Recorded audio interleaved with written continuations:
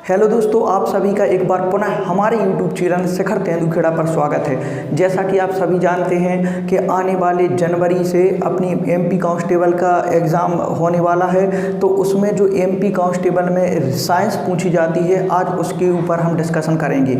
आज हम सबसे पहले नंबर बायोलॉजी को उठाएंगे और बायोलॉजी के जो महत्वपूर्ण टॉपिक होते हैं जिनसे क्वेश्चन पूछे जाते हैं उन पर डिस्कशन करेंगे। तो आज हमने सबसे पहले बायोलॉजी का एक टॉपिक लिया है जो ब्लड। यह मध्य प्रदेश के जितनी भी एग्ज़ाम होते हैं जिनमें साइंस पूछी जाती है उसमें यहाँ से एक ना एक क्वेश्चन जरूर पूछा जाता है। और सभी लोग रुक जाइए, यदि आप लोगों ब्लड के बारे में जानते हैं तो आपसे हम 2-3 क्वेश्चन कर रहे हैं। यदि उनके आंसर आपसे बन जाए तो आप इस वीडियो को छोड़ सकते हैं, नहीं देखना। और यदि आपसे उन क्वेश्चनों के आंसर यदि नहीं बने तो आप वीडियो को पूरा देखना। सबसे पहला क्वेश्चन है कि रक्त परिसंचरण की खोज किसने करी है। दूसरा क्वेश्चन है कि जो रक्त में पाए जाने वाला पदार्थ होता है हीमोग्लोबिन, उसका रंग कैसा होता है। यदि हीमोग्लोबिन का रंग लाल बताएंगे तो ये आप गलत हैं। क्यों? किसी भी पदार्थ का रंग या तो लाल होना या उसकी उपस्थिति के कारण किसी पदार्थ का रंग लाल हो जाना, तो हीमोग्लोबिन की उपस्थिति के कारण उसका रंग, रक्त का रंग लाल हो जाता है। लेकिन यदि पूछा जाए कि हीमोग्लोबिन का रंग कैसा होता है तो हीमोग्लोबिन का रंग लाल नहीं होता है। दूसरी बात करी जाए तो जब रक्त में क्या पाया जाता है, WBC और क्या पाई जाती हैं, RBC पाई जाती हैं, तो सोते समय किन कणिकाओं की संख्या बढ़ जाती है या किन कणिकाओं की संख्या कम हो जाती है। यदि आप इन पॉइंटों को जानते हैं तो आप वीडियो को छोड़ सकते हैं, अन्यथा पूरे पॉइंटों को 2-3 प्रकार की पुस्तकों से हमने सम्मिलियंस क्वेश्चन निकाले हैं। अपन डिटेल में ना पढ़ के पूरे फैक्ट के रूप में इस वीडियो को बनाएंगे। तो यदि आप रक्त से संबंधित फैक्ट जानना चाहते तो आप हमारे साथ यूट्यूब चैनल पर जुड़े रह सकते हैं। तो एक एक करके हम पॉइंट बोर्ड पर लिखेंगे और एक एक पॉइंट के ऊपर अपन डिस्कशन करेंगे। तो रक्त के पॉइंट हमने बोर्ड पर लिख दिए हैं। इस प्रकार आप रक्त के पॉइंट के नोट्स बना सकते हैं जिससे आप साइंस की बहुत अच्छी तैयारी कर सकते हैं। एक एक पॉइंट पर डिस्कशन करेंगे और एक एक पॉइंट को समझते चलेंगे। आपको मैं दावे के साथ बोल सकता हूं कि आपको यहाँ पर इस वीडियो में यदि रक्त के पॉइंट पढ़ लेंगे तो कभी भी किसी भी पुस्तक से रक्त पढ़ने की आवश्यकता नहीं रहेगी। तो पहला देखते हैं कि रक्त है क्या। तो रक्त एक अपारदर्शी तरल सहयोजी क्या है, ऊतक है। रक्त एक अपारदर्शी तरल और सहयोजी क्या है, ऊतक है। यहाँ से कई बार क्वेश्चन पूछा गया है कि रक्त कैसा ऊतक है, तो रक्त कैसा ऊतक है, सहयोजी ऊतक है। अब इसके बाद जानते हैं रक्त का pH मान क्या होता है। तो रक्त का pH मान होता है 7.4 और इसकी कैसी प्रकृति होती है, अम्लीय के क्षारीय, तो यह क्षारीय प्रकृति का होता है। अब समझते हैं कि pH मान क्या है। कई लोगों को समझ में नहीं आता है कि pH मान क्या है। pH एक स्केल होता है जिसके माध्यम से हम किसी भी वस्तु का अम्लीय या क्षारीय होने की प्रकृति का बताते हैं। यदि किसी का pH मान 1 से लेकर 7 के बीच में है तो वो क्या होता है, अम्लीय होता है। यदि 7 है जिसका pH मान, तो वो क्या होता है, जिसका pH मान 7 है तो वो उदासीन होता है। और 7 के बाद है तो वो क्या होता है, क्षारीय होता है। इसलिए इसका pH मान 7.4 है, तो इसलिए रक्त कैसा है, क्षारीय है। आगे देखते हैं रक्त की खोज किसने करी है। तो रक्त की जो खोज करने वाले जो वैज्ञानिक थे उनका नाम है कार्ल लैंडस्टीनर नामक वैज्ञानिक ने रक्त की क्या की है, खोज की है। आगे जानते हैं रक्त परिसंचरण। तो पहले जानते हैं रक्त परिसंचरण क्या है। देखो वैज्ञानिक कार्ल लैंडस्टीनर ने रक्त की खोज करी है, लेकिन हम जानते हैं रक्त हमारे शरीर में ऊपर से नीचे जाता है और नीचे से ऊपर आता है। यह काम कौन करता है, हृदय करता है। हृदय क्या करता है, हमारे रक्त को पूरे शरीर में पंपिंग का काम करता है। तो परिसंचरण मतलब होता है कि एक स्थान से दूसरे स्थान जाना।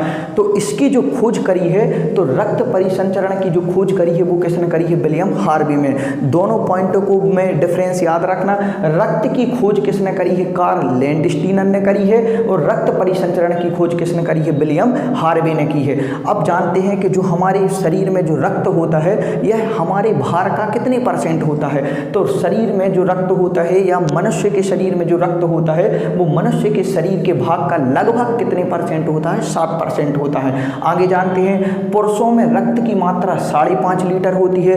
5 से 5.5 लीटर भी मान सकते हैं या 5 लीटर या 5 से 5.5 लीटर भी होती है। आगे जानते हैं कि जो महिला पुरुषों की तुलना में महिलाओं में रक्त की जो मात्रा होती है वो आधा लीटर कम होती है। इसलिए महिलाओं में जो रक्त की मात्रा होती है वो कितनी होती है, लगभग 5 लीटर होती है। आगे जानते हैं रक्त का तापमान कितना होता है। तो रक्त का तापमान होता है जो मनुष्य के शरीर का नॉर्मल तापमान होता है वही रक्त का तापमान होगा। तो रक्त का तापमान कितना होता है 98.6 फ़ारेनहाइट। यह कई बार क्वेश्चन रेलवे ग्रुप डी वगैरह में पूछ लिया गया है कि रक्त का तापमान कितना होता है, तो रक्त का तापमान कितना हो जाएगा 98.6 फ़ारेनहाइट। अब जानते हैं रक्त दाब है क्या। तो हमारे शरीर में होता क्या है कि हमारे शरीर में पंपिंग का काम, रक्त की पंपिंग का काम कौन करता है, हृदय करता है। हृदय के पास में रक्त आता है, रक्त उसको पंप करके शरीर के पूरे अंगों तक पहुंचाता है और पुनः अंगों से रक्त कहाँ की ओर आता है, हृदय की ओर आता है। तो होता क्या है कि रक्त का जो दाब होता है, तो हमारे शरीर में जो क्या होता है, हमारा दिल होता है या हृदय होता है, हृदय 120 mm की रफ्तार से अंगों तक रक्त भेजता है और अंगों से पुनः जो रक्त होता है वो हमारे हृदय या दिल तक रक्त कितने की रफ्तार से आता है, 80 mm की रफ्तार से आता है। इसलिए यहाँ से भी कई बार पॉइंट पूछ लिया गया है कि रक्त का दाब कितना होता है, 120/80 mm इसका वो होता है, रक्त दाब होता है। अब आगे देखते हैं कि रक्त दाब का जो यंत्र होता है, मापक यंत्र होता है, इसका भी कई बार नाम पूछ लिया जाता है कि रक्त दाब का यंत्र जो होता है उसे क्या कहते हैं, स्फिग्मेनोमीटर इसका यंत्र का नाम होता है। रक्त दाब की खोज कैसे, जैसे रक्त दाब को हम ब्लड प्रेशर कहते हैं, डॉक्टर के पास हम जाते हैं तो वो क्या करता है, हाथ में एक पट्टा बांधता है, फिर ऐसे एक उससे बॉल रहती है, उससे हवा भरता है तो उससे पता चल जाता है कि रक्त दाब कितना है, बोल देता है कि आपका रक्त दाब कम है या ज़्यादा है। तो इस प्रकार से जो ब्लड प्रेशर नामक जो ब्लड प्रेशर है उसका यंत्र नापने का या यंत्र होता है उसे क्या कहते हैं, स्फिग्मेनोमीटर। और जो रक्त दाब होता है वो एक स्वस्थ मनुष्य का रक्त दाब कितना होना चाहिए, 120/80 होना चाहिए। तो इस प्रकार उम्मीद करते हैं कि इतने पॉइंट आपको समझ में आए होंगे। इसके बाद में हमारे पास में रक्त के बहुत सारे पॉइंट हैं, कम से कम 50 से 60 पॉइंट हैं, तो आप लगातार वीडियो में बने रहिए। यदि आप इस वीडियो के समस्त पॉइंटों को समझ लेते हैं तो आप मध्य प्रदेश में रक्त से संबंधित कोई भी एग्जाम में कैसा भी क्वेश्चन आ जाए, एक भी प्रश्न आपसे छूटेगा नहीं। तो आप लगातार वीडियो में बने रहिए, इनका स्क्रीनशॉट ले लीजिए और आप भी हमारे साथ में नोट्स बनाते रहिए। तो रक्त के कुछ पॉइंट और आगे लिख दिए हैं, इन पॉइंटों का पर भी अपन अध्ययन करते हैं या समझते हैं। तो रक्त का सबसे बहुत आईएमपी जो पॉइंट है या मोस्ट आईएमपी पॉइंट कह सकते हैं कि रक्त का अध्ययन, कई बार क्वेश्चन में यहाँ से पूछ लिया गया है कि रक्त के अध्ययन को क्या कहा जाता है। तो रक्त के अध्ययन को कहा जाता है हेमेटोलॉजी। मतलब हेमेटोलॉजी किसको कहते हैं, रक्त के अध्ययन को कहते हैं। अब पूछा जाता है कि रक्त के निर्माण की प्रक्रिया को क्या कहा जाता है। तो रक्त के निर्माण की प्रक्रिया को कहा जाता है हीमोपोइसिस। हीमोपोइसिस जो प्रक्रिया होती है उससे क्या होता है, उससे होता है रक्त का निर्माण। हमारे शरीर में जो रक्त का निर्माण होता है उस संपूर्ण प्रक्रिया को क्या कहते हैं, हीमोपोइसिस। इसको पॉइंट को भी याद रखना और आप हमारे साथ में नोट्स बनाते चलना, आपको रक्त कहीं और से पढ़ने की आवश्यकता नहीं पड़ेगी। आगे देखते हैं। अब रक्त के अध्ययन को सरलता की दृष्टि से रक्त को 2 पार्टों में डिवाइड करते हैं। रक्त के मुख्यतः 2 पार्ट होते हैं, वो कौन होते हैं। सबसे पहले नंबर होता है प्लाज्मा, प्लाज्मा पढ़ा जाता है, और प्लाज्मा के बाद में होता है रक्त कणिकाएं। अब इसके बाद में रक्त कणिकाएं भी 2 प्रकार की होती हैं। आगे हम आपको बताएंगे कि कौन सी रक्त कणिका से क्या होता है। रक्त कणिकाएं 2 प्रकार की होती हैं, एक WBC जिसे हम श्वेत रक्त कणिकाएं कहते हैं, और एक होती RBC जिसे हम लाल रक्त कणिकाएं कहते हैं। इनका भी हमारे रक्त में या हमारे जीवन में महत्वपूर्ण योगदान होता है, इसको भी हम आगे पढ़ाएंगे। सबसे पहले नंबर देखते हैं, तो जो प्लाज्मा होता है यह हमारे शरीर का हमारे रक्त में कितना भाग होता है, रक्त का कितना भाग होता है, लगभग 55 से 60% जो भाग होता है रक्त का वो क्या होता है, प्लाज्मा का होता है। आगे देखते हैं रक्त कणिकाओं का भाग कितना होता है। तो रक्त कणिकाओं का जो भाग होता है वो रक्त में वो कितना होता है, 40 से 45% जो भाग में क्या होती हैं, रक्त कणिकाएं पाई जाती हैं। आगे देखते हैं सबसे मोस्ट आईएमपी क्वेश्चन, यदि आपने पेपर दे चुके हैं तो आपको भी कई बार क्वेश्चन मिला होगा कि रक्त का ब्लड बैंक या ब्लड बैंक के नाम से कौन जाना जाता है, या ब्लड बैंक किसे कहते हैं। तो हमारे शरीर का जो ब्लड बैंक होता है वो प्लीहा होता है। एक बार क्वेश्चन प्लीहा के 3 नाम है, जो तीनों नामों से MP कांस्टेबल और पटवारी वगैरह में क्वेश्चन पूछे जा चुके हैं। तो पहला क्या है, ब्लड बैंक किसे कहते हैं, तो प्लीहा कहलाता है। कई बार एक बार क्वेश्चन प्लीहा ना दे के उन्होंने क्या दे दिया था, स्प्लीन दे दिया था। तो प्लीहा का दूसरा नाम क्या होता है, स्प्लीन होता है, और इसका एक और नाम होता है तिल्ली। तो हमने तीनों नाम लिखवा दिए हैं। तो ब्लड बैंक किसे कहते हैं, हमारे शरीर का ब्लड बैंक कौन होता है, प्लीहा होता है, उसे ही स्प्लीन कहते हैं और उसे ही क्या बोलते हैं, तिल्ली बोलते हैं। इस पॉइंट को भी याद कर लेना। अब होता है कि हमारे शरीर में क्या होता है कि हमारे जब घाव लग जाता है तो हमारे शरीर से क्या निकलने लगता है, रक्त निकलने लगता है, ब्लड निकलने लगता है। तो हमारे शरीर से उस रक्त को कौन सा विटामिन होता है जो जमने में सहायता करता है, ये बहुत इंपॉर्टेंट पॉइंट है। तो विटामिन के क्या करता है, रक्त के थक्का को जमने में सहायता करता है। अब आपने देखा होगा कि हमें जब घाव लग जाता है तो हमारे शरीर से क्या निकलने लगता है, उस घाव से रक्त निकलने लगता है। तो विटामिन के क्या काम करता है कि उसे जमाने का काम करता है। लेकिन यही प्रक्रिया हमारे शरीर के अंदर क्यों नहीं होती है, मतलब हमारे शरीर में रक्त भरा हुआ है, रक्त शरीर के अंदर क्यों नहीं जमता है, इसका क्या कारण है। तो इसका सबसे महत्वपूर्ण कारण है जो हमने आगे के पॉइंट में लिखा है, हमारे रक्त में एक पदार्थ पाया जाता है जिसे बोलते हैं हेपेरिन। क्या बोलते हैं, हेपेरिन बोलते हैं। यह क्या करता है, यह शरीर के अंदर रक्त को जमने से रोकता है। लेकिन यह जब बाहर निकलता है शरीर तो भी तो हेपेरिन रहता है, तो क्यों जम नहीं देता है। इसका कारण क्या है कि हेपेरिन ऑक्सीजन की उपस्थिति के कारण अपने आप को क्या कर लेता है, नष्ट कर लेता है, जिसके कारण बाहर रक्त क्या हो जाता है, जम जाता है। तो रक्त को जमने में सहायक कौन होता है, विटामिन के होता है। और इसके आगे क्या है कि हमारे शरीर में किस पदार्थ के कारण अंदर शरीर के अंदर रक्त नहीं जम पाता है, तो किसके कारण नहीं जम पाता है, विटामिन किसके कारण नहीं जम पाता है, हेपेरिन के कारण। आगे देखते हैं कि जो रक्त है वो रक्त हमारे शरीर में 4 प्रकार का रक्त पाया जाता है। जैसे आपने देखा होगा कभी जब ब्लड डोनेट करते हैं या रक्त का जब हम दान करते हैं, तो यदि मान के चलो जैसे किसी भी व्यक्ति को रक्त की आवश्यकता है तो क्या करते हैं कि पहले डॉक्टर हमारे रक्त को टेस्ट करता है। यदि हमारा रक्त और जिसे रक्त चाहिए है उसका रक्त यदि मैच हो जाता है तो हम दान कर पाते हैं, अन्यथा हम दे नहीं पाते हैं। इसका कारण क्या है कि जो रक्त है वो 4 प्रकार के रक्त समूहों में डिवाइडेशन किया गया है। कौन कौन से 4 प्रकार के रक्त समूह, ब्लड ए होता है, ब्लड ग्रुप की बात करें या रक्त समूह की बात करें उसे ही हम इंग्लिश में ब्लड ग्रुप कहते हैं। तो कौन कौन से होता है, ए होता है, ए बी होता है, बी होता है और ओ होता है। अब क्वेश्चन पूछा जाता है कि रक्त समूह की खोज किसने करी। तो देखो रक्त की खोज करी है कार्ल लैंडस्टीनर ने। तो उन्हीं जो वैज्ञानिक है उन्हीं ने रक्त समूह की भी खोज करी है। उनकी खोज किसने करी है, कार्ल लैंडस्टीनर ने। लेकिन रक्त परिसंचरण की बात करें तो इसके पहले भाग में हमने बता दिया है कि रक्त परिसंचरण की खोज किसने करी है, विलियम हार्वे ने। परिसंचरण मतलब क्या होता है, एक स्थान से दूसरे स्थान रक्त का जाना। इसके आगे आप लगातार वीडियो में बने रहिए।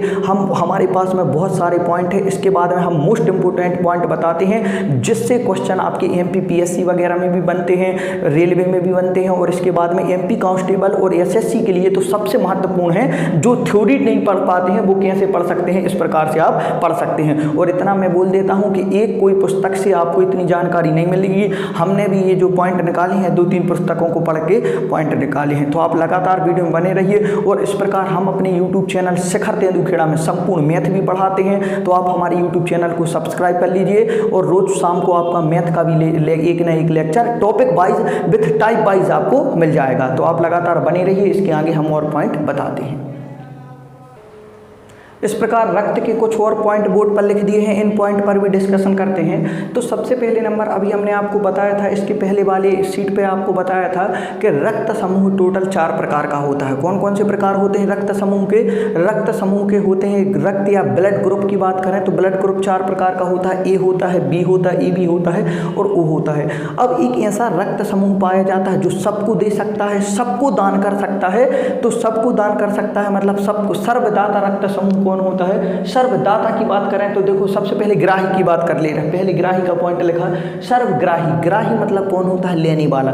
सर्वग्राही की बात करें तो सर्वग्राही रक्त समूह कौन होता है? ए बी, मतलब जिसका ब्लड ग्रुप ए बी है वो उसके लिए कोई भी रक्त दान कर सकता है और वो सबका रक्त ले सकता है। क्यों? इसका कारण क्या है? क्योंकि उसके रक्त में क्या नहीं होता? एंटीबॉडी नहीं होती है। अब एंटीबॉडी क्या है या एंटीजन क्या है इसको आगे की वीडियो में बता देंगे हम, क्योंकि अभी वीडियो लंबा हो जाएगा। तो अभी इतना समझ लो कि सर्वग्राही रक्त समूह कौन होता है? सर्वग्राही रक्त समूह होता है ए बी। और क्यों होता है उसका कारण जान लो कि उसमें एंटीबॉडी नहीं होती है। आगे देखते हैं सर्वदाता रक्त समूह कौन होता है? सर्वदाता का मतलब ये है कि सबको रक्त दे सकता है। तो सर्वदाता रक्त समूह कौन होता है? ओ होता है। लेकिन ओ में भी 2 प्रकार के ओ होते हैं, एक ओ पॉजिटिव होता है, एक ओ नेगेटिव होता है। तो सर्वदाता रक्त समूह कौन होता है? O negative. इसका कारण क्या है? ये क्यों होता है सर्वदाता? क्योंकि इसमें एंटीजन नहीं होता है। एंटीबॉडी और एंटीजन दो प्रकार के होते, ए बी प्रकार के होते, ये भी आपको हम आगे बता देंगे। अब हमारे शरीर में एक ऐसा अंग पाया जाता है जो बहुत महत्वपूर्ण है हमारे जीवन में और उसमें रक्त नहीं होता है। ऐसा कौन सा अंग होता है? तो हमारी आँख की जो कॉर्निया होती है, हमारी आँख में क्या होता है? कॉर्निया होती है, उसमें रक्त नहीं पाया जाता है। और कॉर्निया आया है तो यहाँ से एक और शब्द, एक और चीज़ समझ लो, एक और पॉइंट समझ लो कि जब हम अपनी नेत्रों का क्या करते हैं? दान करते हैं, तो हमारी नेत्रों का दान करने में कौन सा भाग का दान किया जाता है? तो वह आँख का कॉर्निया का दान किया जाता है। यहाँ से पॉइंट को समझ लेंगे। बाकी ये रक्त में पढ़ रहे हैं तो रक्त में क्या है? कॉर्निया में रक्त नहीं होता है। ये भी बहुत इंपॉर्टेंट पॉइंट है। आगे देखते हैं कि कई प्रकार की चीज़ों का, कॉकरोच हो गया, मनुष्य हो गया और ऑक्टोपस हो गया, इससे पेपरों में कई बार पूछा गया है कि इनके रक्त का रंग बताइए, कौन से प्रकार के रक्त पाए जाते हैं। तो सबसे पहले नंबर हम देखते हैं, कॉकरोच का जो रक्त होता है वो कैसे रंग का होता है? सफ़ेद रंग का होता है। ध्यान रखना, कॉकरोच जो हमारे घर में पाए जाते हैं उन्हीं कॉकरोचों की बात कर रहे हैं। जो उन कॉकरोच होते हैं उसका रंग कौन से कलर का होता है? सफ़ेद रंग का होता है। और यह काय के कारण? यह हेमोलिम्फ के कारण, हेमोलिम्फ के कारण इसका रंग कैसा होता है? सफ़ेद होता है। आगे देखते हैं ऑक्टोपस। ऑक्टोपस क्या कहा जाता है? समुद्री जीव कहा जाता है। और इसे कहते हैं यह कभी न मरने वाला जीव भी कहते हैं, क्योंकि इसके एक हाथ काट दो यह दूसरी जगह से अपना हाथ बना लेता है। तो ऑक्टोपस जो होता है, यह ऑक्टोपस क्या होता है? यह कैसे रंग का रक्त होता है? इसके नीले रंग का रक्त होता है। आगे देखते हैं मनुष्य का जो रक्त होता है, हम सभी जानते हैं कि जो मनुष्य का रक्त होता है वो कौन से रंग का होता है? लाल रंग का होता है। किसके कारण होता है? यह हीमोग्लोबिन के कारण होता है। लेकिन सबसे महत्वपूर्ण यहाँ पर पॉइंट ये है कि मनुष्य के रक्त का रंग लाल किसके कारण होता है? हीमोग्लोबिन के। लेकिन स्वयं हीमोग्लोबिन का जो रंग होता है वो कैसा रंग होता है? बैंगनी रंग का। यह सबसे इंपॉर्टेंट पॉइंट है। कई बार MPSI में पूछ लिया गया है कि हीमोग्लोबिन का रंग कैसा होता है। हम सभी जानते हैं कि हीमोग्लोबिन का रंग तो लाल होता है, क्योंकि हीमोग्लोबिन के कारण हमारे रक्त का रंग लाल होता है। आपको एक बात याद रखनी चाहिए कि देखो, हीमोग्लोबिन के कारण हमारा रक्त क्या होता है? लाल होता है। लेकिन इसका ये मतलब नहीं कि हीमोग्लोबिन स्वयं लाल रंग का है। क्यों? क्योंकि कुछ रिएक्शन होती हैं। कौन सी रिएक्शन होती हैं? जो आपकी रासायनिक रिएक्शन होती है, उनके कारण भी रंग बदल जाता है। तो हमारे जो हीमोग्लोबिन का रंग कैसा होता है? बैंगनी रंग का होता है। लेकिन हीमोग्लोबिन के कारण जो मनुष्य का रंग होता है वो कैसा होता है? लाल होता है। अब देखते हैं, रक्त में एक तत्व पाया जाता है, रक्त में एक तत्व पाया जाता है, वो क्या पाया जाता है? लोह तत्व पाया जाता है, या Fe बोलते हैं, आयरन भी बोलते हैं इसके लिए। आगे जानते हैं, अभी हमने जाना था कि रक्त के थक्का को जमने में या रक्त को जमने में कौन सा विटामिन काम करता है? विटामिन के काम करता है। लेकिन यहीं पर बात करें कि रक्त का थक्का जमने में कौन सा प्रोटीन काम करता है? अभी हमने विटामिन को बताया था तो विटामिन के काम करता है। लेकिन प्रोटीन की बात करें तो प्रोटीन कौन सा काम करता है? फाइब्रोनोजन काम करता है। तो उम्मीद करते हैं आपको इतने रक्त के पॉइंट समझ में आए होंगे।